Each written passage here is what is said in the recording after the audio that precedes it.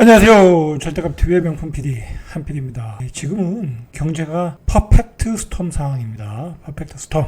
자, 그 상황을 우리 분명히 인식을 하고 대비를 해야 돼요. 지금 뭐 대구가 풀렸다고 대구로 막 달려가시는 분들이 있는데 무분별한 투자. 제가 뒤에서 이야기하겠지만 지금은 대출을 줄여야 돼요. 대출을 줄이고 자산을 축소하고 현금을 가장 많이 보유하고 있어야 될 상황인데 지금 이런 상황을 이해 못하고 과거의 환상을 가지고 지금 달려가고 있다는 거예요. 어떻게 대처해야 될 건가? 이 퍼펙트 스톰에. 여러분 반드시 이 퍼펙트 스톰의 상황에 대해서 대비를 하고 있지 않으면 크게 위험에 직면할 수 있어요. 특히 부채로서 많은 자산을 쌓으신 분들.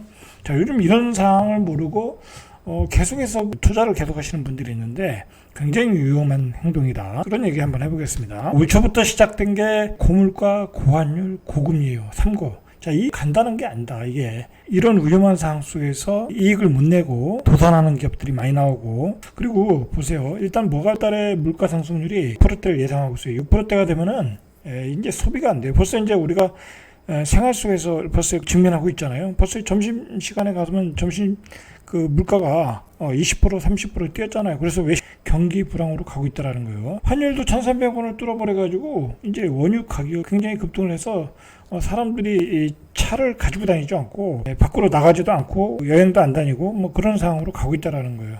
경기 침체로 가고 있다라는 거예요. 이런 시장에서 당연히 주식시장은 그것을 반영할 테니까 코스피가 2,300이 붕괴됐다가 2,300을 간신히 찍었어요. 오늘 상반기 무역 적자 폭도 100억 달러. 이제 외화도 바닥나고 있다라는 거야. 우리 경제 환경이 이런 환경 속에서 퍼펙트 스톰이 상황이 왔고, 자, 무엇이 트리거가 돼서 경제 위기로 갈 수 있다고 금감위원이 예고를 했어요. 막중한 위치에 있는 분도 걱정을 하고 있다라는 거, 이런 아주 위험한 발언을 하고 있다라는 거야. 자, 그런데다가 금통위에서 13일에 또 금리 빅스텝 0.5포인트를 올린다. 그럼 금리를 지금 0.5포인트 올리면 이게 지금 장난이 아니에요. 왜냐면 대출을 받아서 집을 사신 분들이 많잖아요. 집값 급등 과정에서. 뭐 그분들만이 문제가 아니라 전세 대출 받으신 분도 문제고, 그리고 상가를 사신 분들도 문제고, 그리고 중요한 거는 이제 예를 들어 상가에서 장사하시는 분들이 장사가 안 되잖아요. 그러면 임대료를 못 내요. 그러면 이제 공실이 되고, 그럼 또 상가들도 경매로 나오고, 그런 그 악순환이 시작된 거예요, 지금. 자, 이런 와중에 우리가 지금 대구에 가서 투자를 하고 뭐 그럴 타임이 아니라는 거야, 지금. 서울의 초기 빌라에 투자하고, 그 다음에 뭐 서울의 재건축 재개발에 수억씩 프리미엄 주고 사고 정신 차려야 된다는 거예요. 자, 오늘 그 신문에 뭐라고 전세금 빼서 루나에 몰빵. 자, 이런 상담 전화가 온다는 거예요. 그래서 내가 한강에 가서 자살해야 된다. 그런 상담 전화가 오고 있다는 거예요, 지금. 지금 사실은 부동산의 문제는 아직 본격화되지도 않았어요. 이제 집값이 떨어져서 또 경기 침체가 와서 직장이 잘리고 뭐 대출이 이자 못 내고 그런 상황이 오려면 아직도 1년 이상이 더 기다려야 돼. 그런 상황까지 가려면 경기 불황을 우리가 체감하기까지는 더 걸린단 말이야. 근데 지금 어디서 문제가 터졌냐면 이 바로 코인 시장에서 MZ세대 20, 30대들이 대출을 받아서 엄청나게 투자했는데 이분들이 지금 거의 뭐 파산 직전에 와 있다라는 거예요. 그래서 한강에 상담 전화가 늘었다라는 거예요. 지금 코인 시장 분위기는 제가 딱 보니까 2000년도 닷컴 버블과 똑같아. 이거는 2000년도 닷컴 버블이 그랬잖아요. 그냥 이익이 나지도 않는 회사 그 성장성만으로 몇백 배가 올랐잖아요. 자, 그래서 다 고점에 물려가지고 다 쪽박에 샀잖아요. 그거하고 똑같아요, 지금의 코인 시장은. 자, 그러니 코인 시장의 붕괴는 제가 보기에는 아직도 멀었어요. 이 후유증이 심각해질 것 같아요. 자, 지금 우리는 코인이 이번 시장에서 유동성 장세에서 어떤 한 축이었거든요. 그게 붕괴되고 있다. 그게 붕괴되고 있다라는 얘기는 지금 슈퍼 버블이 붕괴되고 있다. 자, 그 다음은 주식은 이미 또 붕괴됐고, 그러니까 코인과 주식이 붕괴가 됐고, 그 다음은 부동산이라는 거예요. 경기 침체가 오니까 그동안 많이 대출을 받았잖아요. 그 이자를 못 내니까 집들이 급매물들이 막 쏟아져 나올 수 있다라는 거예요. 급매물이 문제가 아니라 이제 그동안 예를 들어서 분양받았던 물건들도 마패들이 쏟아져 나오겠죠. 그리고 프리미엄들이 좋은 아파트들인 경우에 프리미엄들이 급격하게 폭락할 수 있겠죠. 그런 상황이에요, 지금. 자, 그런 상황은 지금 피할 수가 없는 거야, 피할 수가. 자, 그래서 그동안 부동산 시장에서 그 상승론을 주장했던 사람들도 요즘 아주 뭐랄까요, 깨구락지가 됐어요. 이제 뭐 그런 상승론에 대한 얘기는 못하고 이 하락이 얼마까지 갈까, 조정이 얼마까지 갈까, 이 스탠스를 뒤로 낮추었어요.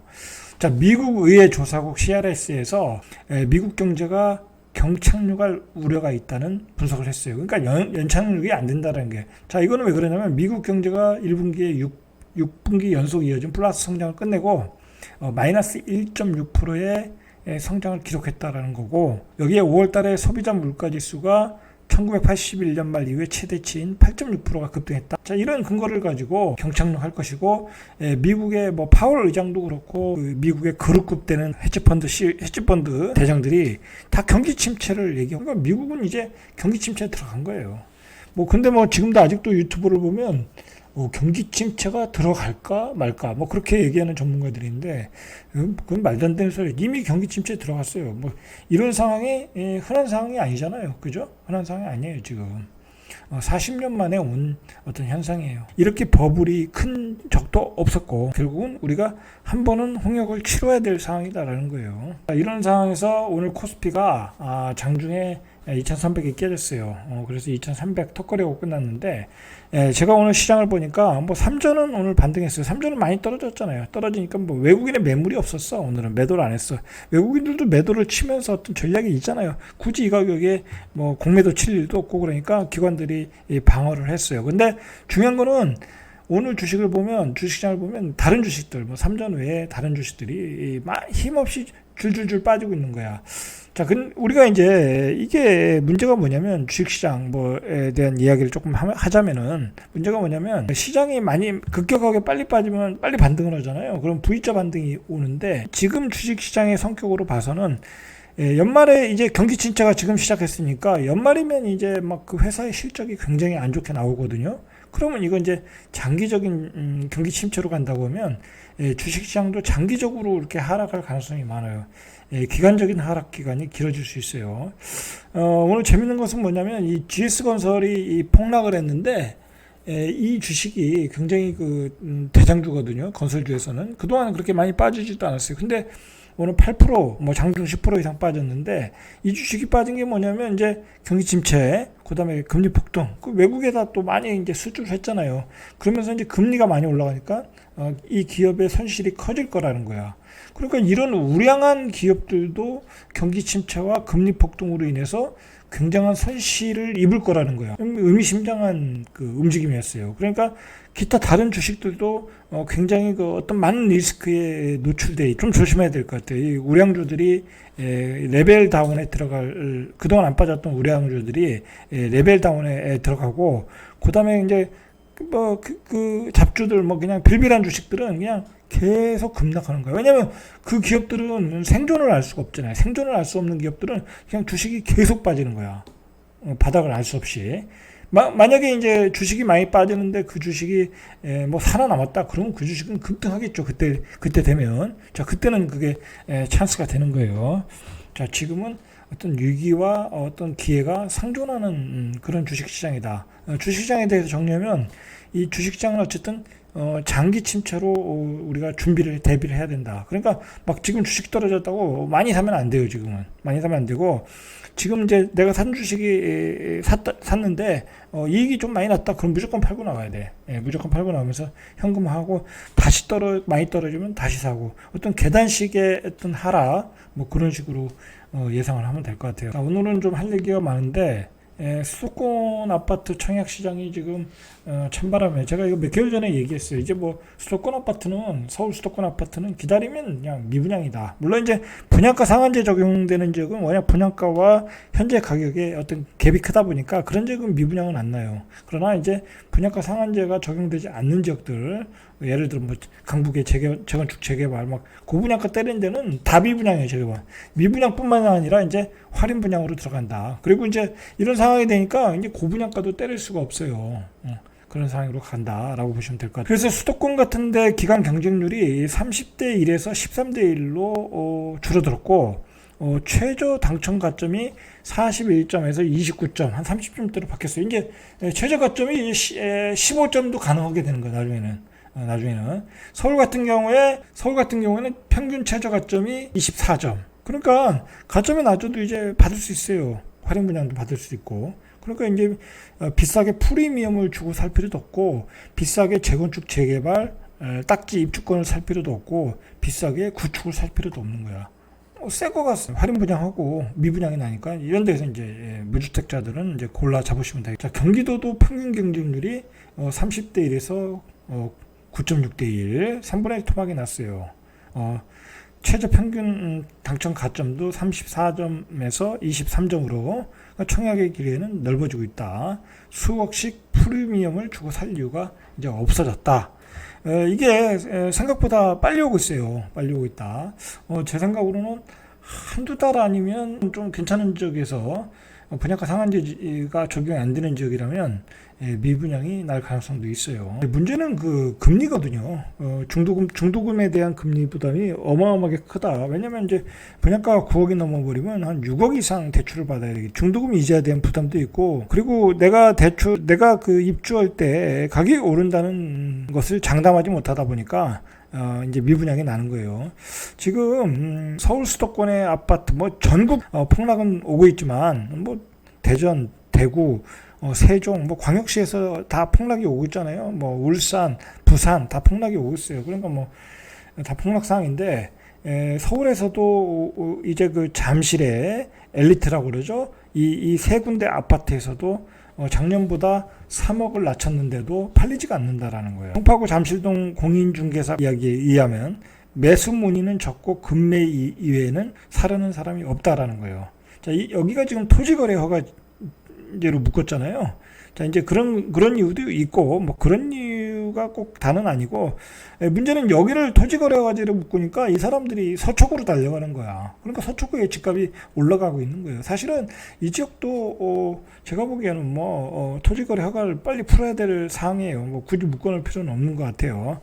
어쨌든 이러한 그 송파의 알짜 아파트가 3억을 낮춰야 간신히 팔린다 상황이. 잠실 엘사 아파트 전용 8사가 지난달 20일에 23억 5천만 원에, 이게 지난해 최고가 대비 3억 5천 정도가 하락한 거고, 리센치 전용 8사가 지난달 5월에 22억 5천만 원에 거래됐는데 직전가보다 4억이 낮다. 26억 5천에 거래됐다는 거죠. 그게 22억 5천에 거래. 직전에 산 사람은 얼마나 억울하겠어요. 그죠? 그것도 대출 받아 샀다고 하면. 자, 그런데 지금도 이게 이제 바닥이 아닐 수 있다라는 거예요. 왜냐면 지금 경기 상황이 더 악화일로로 가고 있잖아요. 그럼 여기서 3, 4억은 더 떨어질 수도 있다라는 거예요.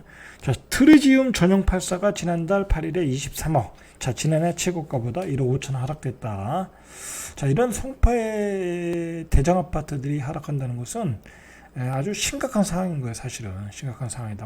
그럼 마포 그런 데는 안 떨어지겠어요? 다 떨어지죠. 수도권에 그동안 핫했던 GTX 라인의 인도건. 자, 인도건의 아파트는 5억이 떨어졌다고 그래요. 자, 이거 가격이 그렇게 세지도 않은데 5억이 떨어진 거면 이거 지난 2, 3년 동안 올랐던 건 다 거품이란 얘기예요. 사실은.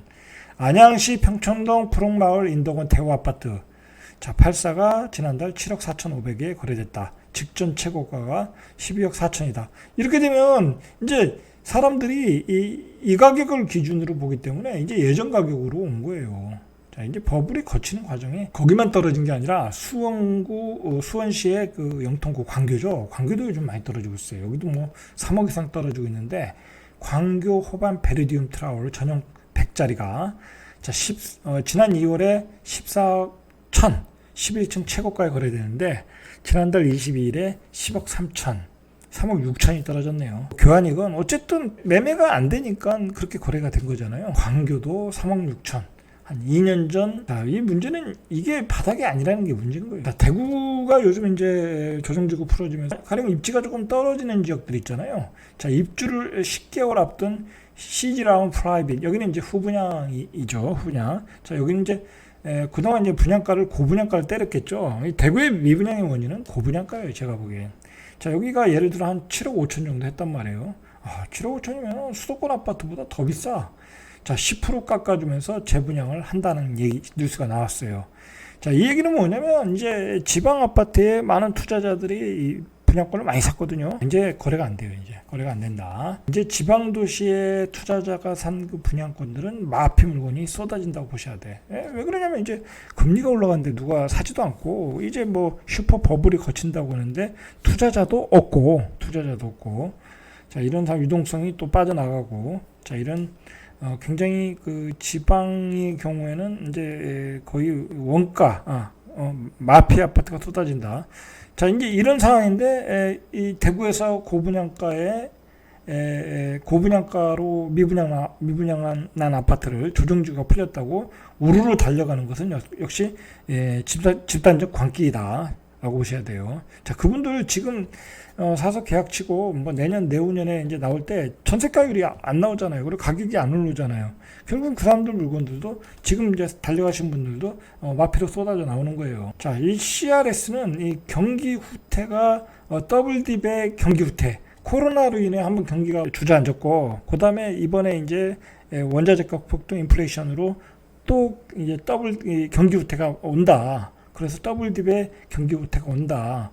40년 만이다 이게. 문제가 뭐냐면 이런 경기 후퇴를 우리가 심각하게 받아들여야 되는 것은 인정을 못, 대부분의 전문가들이 뭐 경기 침체가 왔다고 이야기를 못 하고 있잖아요. 그건 뭐냐면 이게 되면 이제 거의 직장에서 내 자리가 날아가는 거예요. 지금 벌써 벤처 기업들 막 그 사람 자르고 있잖아요. 투자를 유지해왔던 기업들이 투자를 유치 못하니까. 그리고 이제 손해나는 회사들이 계속 적자를 내다 보니까 이제 뭐 생존이 안 되니까 직원들을 다 내보내고 있잖아요. 그럼 결국 뭐 그 경기 상황이 어떻게 되겠어요? 그렇게 되면 이제 집값은 떨어질 수밖에 없어요. 자산 가격은 떨어질 수밖에 없다. 뭐 코인 시장은 말할 필요도 없고. 자, 그런 것을 이 경기 침체와 어떤 자산의 가격과는 이렇게 연관을 시켜야 돼. 자꾸 그 연관 안 시키고 무조건 뭐 공급 물량만 부족하면 집값이 오른다. 그렇게 생각하면 안 돼요, 지금은. 응? 그래서 그것만 보고 막 지금 그래서 막 여기저기 투자하고 있는데 결국은 이제 큰 그 고통을 겪을 수 있어요, 그런 분들. 이 CRS에서 그 우려한 경착륙이 오면 결국 이제 스태그플레이션으로 가기 때문에 이제 금리 상승은 필연이에요. 그리고 이제 고물가는 필연이에요, 필연. 고물가는 필연인데, 자, 그렇게 되면 경기 침체, 그 다음에 실업률 증가, 뭐 자산 하락, 이러면은 뻔히 보이는 그림이야, 뻔히 보이는 그림. 자, 그러면 어떻게 해야 되겠어요? 대출을 줄이고 자산을 축소해야 되겠죠? 그런 방향으로 가야 되는 거예요, 지금은.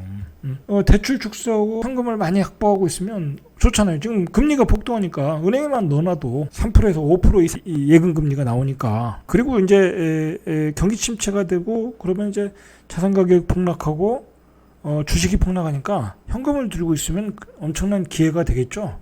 지금 주식시장이 굉장히 많이 떨어졌다고 하지만 사실은 이 바닥을 알 수가 없어요. 이 바닥으로 떨어질 때는, 왜냐하면 경기 침체가 되는 상황은 그 기업이 파산할 수도 있거든. 그러면 그건 종이 쪽지가 되기 때문에 약간 그 불안한 회사들은 여기서 지금 한 50% 빠졌는데 여기서 50%더 빠질 수 있는 그런 위험한 상황인 거예요. 그리고 지금 주식시장에서 그런 모습들이 지금 보이고 있어요. 모습을 보이고 있어요. 자, 어쨌든 정리하자면 주식시장에서의 V자 반등은 어렵다라고 보시고 장기전으로 가셔야 돼. 장기전으로 하셔서 이익이 나는 주식은 다 팔아야 돼. 팔고 기다렸다가, 그리고 많이 떨어지면 조금씩 모아나가고 뭐 그런 수밖에 없어요. 이게 한 1년 정도 기간을 갖고 어떤 그 인내를 가지고 주식시장을 바라봐야 돼요. 이게 단기간에 V자 반등이 올 수가 없어요. 그리고 자산시장은 이제 폭락이 시작도 안 했다. 이제 그렇게 보시고 최대한 축소해라.